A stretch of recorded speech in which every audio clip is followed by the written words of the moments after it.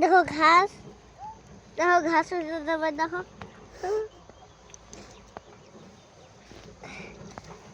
ওই দেখো একটা ঘাস এখানে।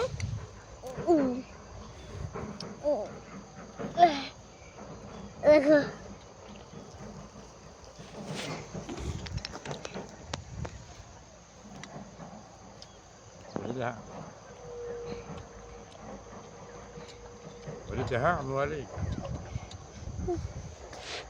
দেখো আমাদের কত ভাদাল গাছ হয়েছে। দেখো কত চারা হয়েছে। চারা না ঘাস, মানে ঘাসের।